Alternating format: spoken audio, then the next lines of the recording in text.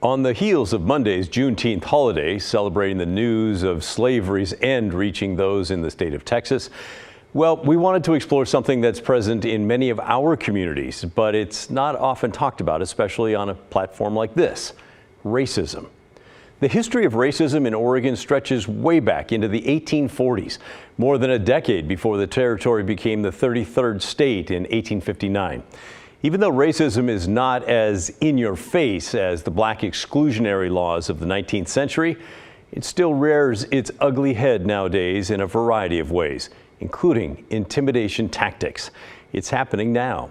Police in the city of Redmond in Deschutes County, population 35,000, are investigating a hate crime against the mayor as well as the only black person to sit on Redmond's city council. A raccoon that was abused and left to bleed to death was dumped on the front door of the mayor's law office. Next to the animal was a racist note that mentioned the mayor and black councilor by name. Certainly racial. It was very hateful, and it's unfortunate. This was an unfortunate example of, you still have some wackos out there who don't get it. People have to get over the fact that things change. Redmond's not what it was 50 years ago. It's a diverse community now, and some people just have a hard time accepting that. There were no security cameras to get a look at the person responsible. Police are still trying to figure out who did it. Last week, the Redmond City Council spoke publicly about the incident for the very first time, and Mayor Ed Fitch explained the prejudice against his black colleague has been going on since he was elected in 2020.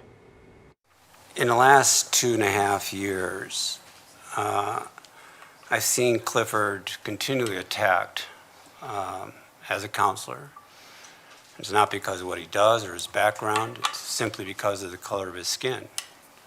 Here's a guy who's a Navy veteran, a former law enforcement officer, and dedicated to helping small businesses, particularly those downtown. And these attacks are just continual, year in, year out.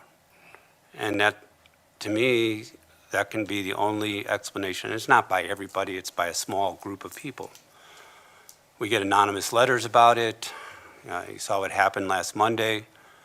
It's just really, really sick, really, really wrong. And I'm proud to call Clifford my friend.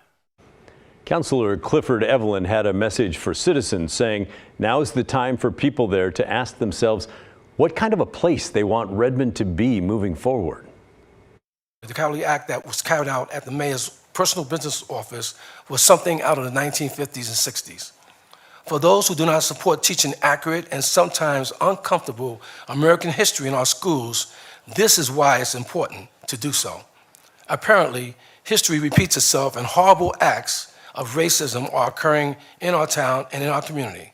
Systematic racism is alive and well in certain pockets of Redmond and Central Oregon.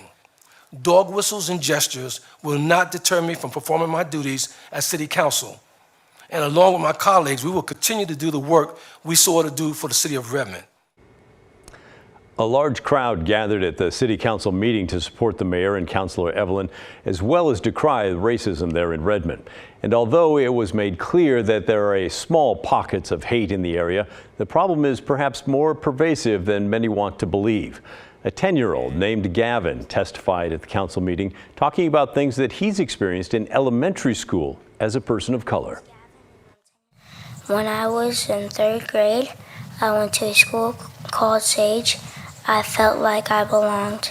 Now I'm in 4th. A lot of people have been calling me the N-word or a monkey, even black boy. One girl said to me, "I would hit you, but that's called animal abuse."